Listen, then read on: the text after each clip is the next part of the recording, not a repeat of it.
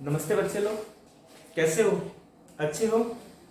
हम लोग 12th maths के सिलेबस के बारे में डिस्कस करना चाहेंगे, है ना।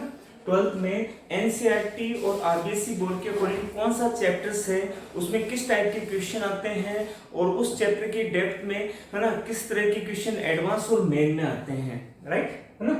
हमारा आज का टॉपिक पहला है ना, जो हम लोग एनसीईआरटी में पहला चैप्टर पढ़ते हैं वो चैप्टर है हमारा फंक्शन, है ना। पहला टॉपिक है वो हमारा function and relation.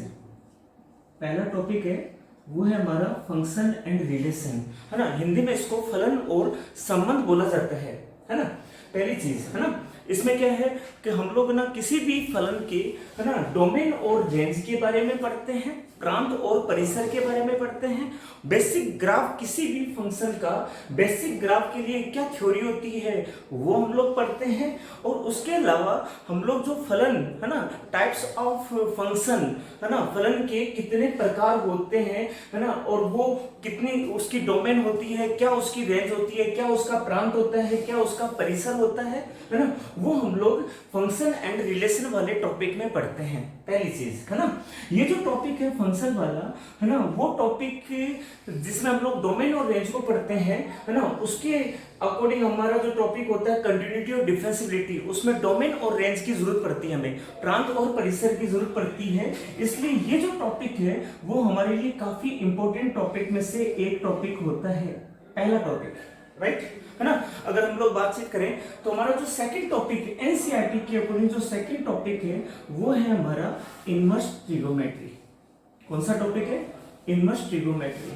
Inverse trigonometry जिसको हम लोग हिंदी में, है ना, हिंदी में प्रतिलोम त्रिकोणमिति कहा जाता है ना। इस चैप्टर में हम लोग बेसिक जो फॉर्मूले होते हैं 10th और 11th में, खास करके 11th में हम लोग साइन ए प्लस बी का फॉर्मूला, साइन ए माइनस बी का फॉर्मूला, कोस ए प्लस बी का फॉर्मूला, टेन ए प्लस बी का फॉर्मूला, टेन ए माइनस बी का फॉर्मूला, साइन 2 थीटा का फॉर्मूला, कोस 2 थीटा का फॉर्मूला, टेन 2 थीटा का फॉर्मूला, है ना, और साइन 3 थीटा का फॉर्मूला, कोस 3 थीटा का फॉर्मूला और टेन 3 थीटा का फॉर्मूला हम लोग 11th क्लास में पढ़ चुके होते हैं। उन्हीं फॉर्मूलों के बेस के ऊपर इनवर्स ट्रिगोमेट्री प्रतिलोम त्रिकोणमिति में उनके बेसिक जो ग्राफ है, उनके खुद की डोमेन और रेंज में, प्रांत और परिसर में, है ना, उनके जो ग्राफ होते हैं वो कैसे बनते हैं, और उन ग्राफिकल के ऊपर डिपेंड होने वाले जो क्वेश्चंस हैं वो हमारा टॉपिक होता है इनवर्स ट्रिगोमेट्री, प्रतिलोम त्रिकोणमिति, है ना।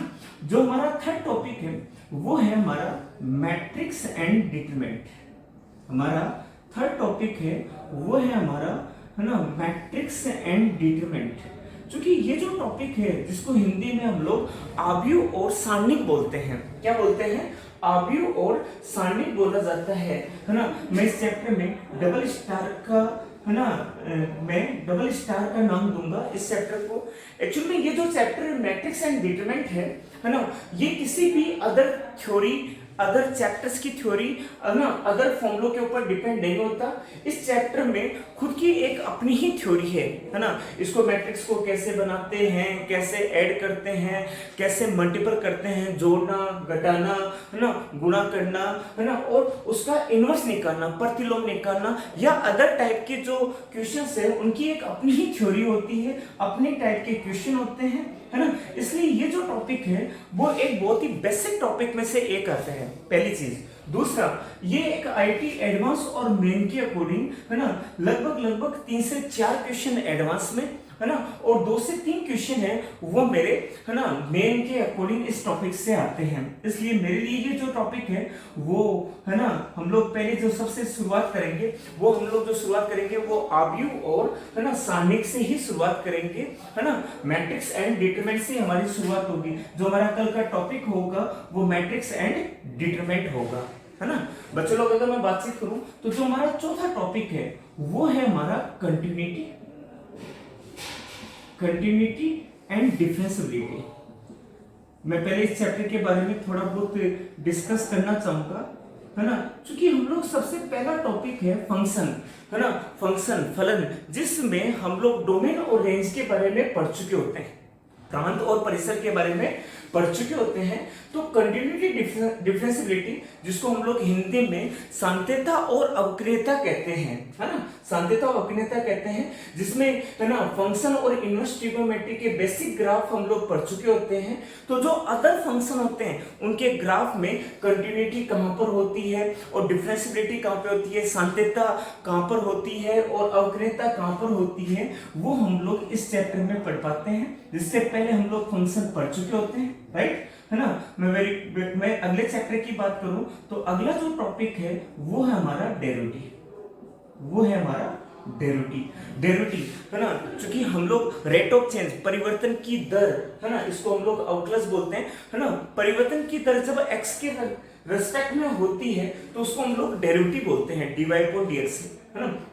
11th क्लास में हम लोग बेसिक फॉर्मूलों के बारे में डिस्कस कर चुके होते हैं, है ना। तो हम लोग यहाँ पर अदर टाइप के जो फंक्शन होते हैं, है ना, लॉगरिथमिक फंक्शन, है ना, या फिर हम लोग कहें तो इन्फिनिटी फंक्शन, इनवर्स ट्रिग्नोमेट्री का फंक्शन, है ना, अगर बात करें, है ना, तो उस टाइप के जो फलन होते हैं उनका हम लोग, है ना, अवकलज कैसे किया जाता है और हम लोग, है ना, उनको कैसे सॉल्व करते हैं, वो हम लोग 5th चैप्टर डेरिवेटिव वाले टॉपिक में पढ़ते हैं, राइट, है ना। छठा टॉपिक है वो है हमारा application of derivative. Application of derivative, जिसको हम लोग हिंदी में, है ना, अवकलज के अनुप्रयोग बोलते हैं, है ना। इस चैप्टर में हमारा 4 से 5 टॉपिक है। पहला टॉपिक हमारा रेट ऑफ चेंज, परिवर्तन की दर। दूसरा टॉपिक हमारा होता है वो होता है इंक्रीजिंग एंड डिक्रीजिंग, है ना, वर्धमान और ह्रास्यमान। थर्ड टॉपिक होता है हमारा टेंजेंट एंड नॉर्मल, है ना, स्पर्श रेखा और अभिलंब। चौथा टॉपिक होता है वो होता है हमारा एरर, है ना, एरर। और पांचवा टॉपिक होता है वो होता है मेरा मैक्सिमिनिमा, अधिकतम और न्यूनतम। क्योंकि एग्जाम के व्यू से जो टॉपिक मैक्सिमिनिमा है ना, हम लोग एएम और जीएम 11th क्लास में हम लोग सीरीज वाले टॉपिक में पढ़ चुके होते हैं, है ना। एएम और जीएम, ऑर्थोमेटिक मीन और ज्योमेट्री मीन में हम लोग मैक्सिमम और मिनिमम कैसे फाइंड करते हैं वो सीख चुके होते हैं। क्वांटिटी के बारे में हम लोग पढ़ चुके होते हैं। लेकिन डेरिवेटिव के थ्रू अधिकतम और न्यूनतम को हम लोग कैसे फाइंड करते हैं, उनकी किस तरह की एप्लीकेशन होती है ना, वो हम लोग, है ना, एप्लीकेशन ऑफ डेरिवेटिव वाले टॉपिक में पढ़ना चाहते हैं, राइट, है ना। अगर मैं बातचीत करना चाहूं तो ये 6 टॉपिक के बाद में जो हमारा 7वां टॉपिक है ना, 7 टॉपिक है, वो है हमारा इंटीग्रेशन 1, वो है हमारा इंटीग्रेशन 1। और जो मैं बातचीत करना चाहूं तो मेरा 8 टॉपिक है वो है मेरा इंटीग्रेशन 2, इंटीग्रेशन 1 और इंटीग्रेशन 2। क्योंकि, है ना, 12th क्लास में एक टॉपिक होता है हमारा, है ना, अनिश्चित समाकलन और एक होता है निश्चित समाकलन, है ना, इंटीग्रेशन 1 जिसको हम लोग, है ना, इनडेफिनेट इंटीग्रेशन, और इंटीग्रेशन 2 जिसको हम लोग डेफिनेट इंटीग्रेशन, निश्चित समाकलन, है ना, जो हम लोग इंटीग्रेशन 1 और 2 का नाम देते हैं। इस चैप्टर में हम लोग 18 मेथड पढ़ते हैं। इंटीग्रेशन 1 में, है ना, 18 टाइप के मेथड पढ़ते हैं। इंटीग्रेशन को, समाकलन को सोल्व करने के जो तरीके हैं वो 18 मेथड पे डिपेंड करते हैं।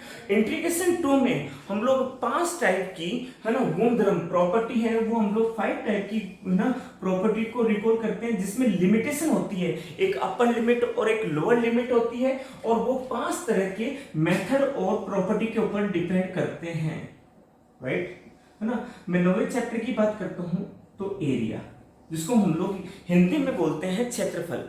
क्योंकि किसी भी कर्व का, है ना, किसी भी कर्व का एरिया, है ना, क्षेत्रफल होता है। उसको सिंपल 10 तक हम लोग सर्किल के बारे में, रेक्टेंगुलर के बारे में, है ना, और एक क्वाड्रिलेटरल के एरिया के बारे में पढ़ चुके होते हैं। लेकिन एक अदर कर्व का, किसी भी कर्व का जो बेसिक ग्राफ तो हम लोग बना चुके होते हैं फंक्शन वाले टॉपिक में। लेकिन उस फंक्शन का अगर मैं बात करूं कि एरिया, है ना, उसकी डोमेन और रेंज में जो एरिया होता है, जो क्षेत्रफल होता है, वो हम लोग एरिया वाले टॉपिक में पढ़ते हैं। जिसके लिए हमारा इंटीग्रेशन 2 वाला और इंटीग्रेशन 1 वाला टॉपिक है वो हमारा काफी अच्छा होना चाहिए, है ना। 10th टॉपिक है वो है हमारा डिफरेंशियल इक्वेशन, डिफरेंशियल इक्वेशन जिसको हम लोग, है ना, हिंदी में अवकलज समीकरण बोलते हैं। क्या बोलते हैं? अवकलज समीकरण बोलते हैं, राइट, है ना। जो डेरिवेटिव के रूप में इक्वेशन होती है, जो समीकरण अवकलज के रूप में होता है, उसको हम लोग डिफरेंशियल इक्वेशन बोलते हैं, है ना। डिफरेंशियल इक्वेशन जिसको, है ना, कैसे बनाते हैं, उनका ऑर्डर क्या होता है ना, उनकी कोटि क्या होती है, उनकी घातांक क्या होती है, ऑर्डर एंड डिग्री क्या होते हैं, वो कैसे बनते हैं और कैसे सॉल्व होते हैं। पहली चीज, है ना, सॉल्व करने के लिए हमारे 5 मेथड है जो एनसीईआरटी में है ना। अगर हम लोग बातचीत करें तो वो 5 मेथड के ऊपर जो हमारा टॉपिक है वो है हमारा डिफरेंशियल इक्वेशन। इस चैप्टर के लिए हमारा इंटीग्रेशन 1 वाला जो पार्ट है, इंटीग्रेशन कैसे किया जाता है, वो हमारा अच्छा होना चाहिए, है ना। मैं बातचीत करता हूं 11 टॉपिक, वो टॉपिक है हमारा वेक्टर एंड 3D, है ना, सदिश और त्रिवियम ज्यामिति। सदिश और त्रिवियम ज्यामिति की बात करूं तो जो वेक्टर वाला टॉपिक है उसमें डॉट, क्रॉस, है ना, डबल का, ट्रिपल का, है ना, डॉट करना, क्रॉस करना, है ना, दो वेक्टरों के बीच में एंगल क्या होता है ना, इस टाइप के जो क्वेश्चंस होते हैं वो बेसिक के अकॉर्डिंग वेक्टर वाला टॉपिक। और 3D में हम लोग 3D की लाइन और प्लेन के बारे में पढ़ते हैं। 3D की लाइन और प्लेन वेक्टर के बेसिक फॉर्मूलों के ऊपर इक्वल होता है और इसमें इमेजिनेशन पावर का काफी रोल है ना। हम लोग 3D को इमेजिनेशन करना पड़ता है कि कैसे तो वो लाइन है, किस प्लेन में है, कहां पर नहीं है, और है ना प्लेन क्या होते हैं, लाइन क्या होती है 3D में। चूंकि हम लोग 2D को तो पढ़ चुके होते हैं, तो इस चैप्टर में हम लोग वेक्टर एंड 3D में, है ना, खास करके 3D में लाइन और प्लेन, राइट, है ना, एक रेखा और समतल, उनके बारे में काफी अच्छा डिस्कस करते हैं। 12 टॉपिक है वो है हमारा प्रोबेबिलिटी, जिसको हम लोग हिंदी में प्रायिकता बोलते हैं। हम लोग 10th क्लास तक, है ना, बेसिक प्रायिकता क्या होती है, बेसिक फॉर्मूला क्या होता है उसका, है ना, एक प्रोबेबिलिटी का बेसिक फॉर्मूला क्या होता है ना। और हम लोग, है ना, 11th क्लास में भी छोटा मोटा प्रायिकता प्रोबेबिलिटी को पढ़ चुके होते हैं।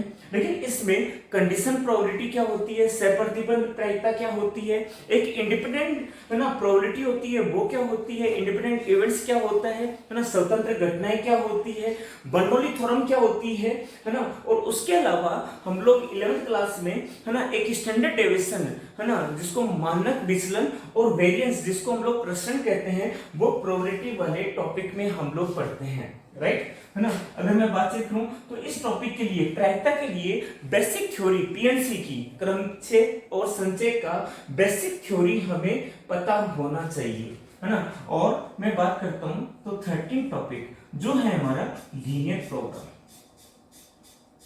प्रोग्राम, है ना। मैं बातचीत करूं इस टॉपिक की तो ये टॉपिक सिर्फ और सिर्फ 12th के अकॉर्डिंग है, जिसको हम लोग, है ना, रेखिक असमीकरणों का ग्राफ है वो कैसे बनता है ना। खास करके ये सिर्फ आरबीएसई और सीबीएसई बोर्ड के अकॉर्डिंग ही ये टॉपिक है, जिसमें बेसिक ग्राफ लीनियर के जो, है ना, इनइक्वालिटी के ऊपर डिपेंड होने वाले जो ग्राफ होते हैं वो कैसे बनते हैं, है ना, और उनमें, है ना, किस तरह की कंडीशन होती है, कभी मैक्सिमम की कंडीशन होती है, कभी मिनिमम की कंडीशन होती है, तो उनके ग्राफ को रिप्रेजेंट करने हम लोग लीनियर प्रोग्राम वाले टॉपिक में पढ़ते हैं। ये आरबीएसई में 1 नंबर का और, है ना, एक 3 नंबर का क्वेश्चन आता है, और सीबीएसई में ये एक 3 नंबर का क्वेश्चन आता है। एडवांस और मेन में लीनियर प्रोग्राम नहीं आते हैं। कुल मिलाकर ये जो 13 चैप्टर्स मैंने लिखे हैं, है ना, ये हमारे 12th क्लास के सिलेबस में आते हैं, पहली चीज।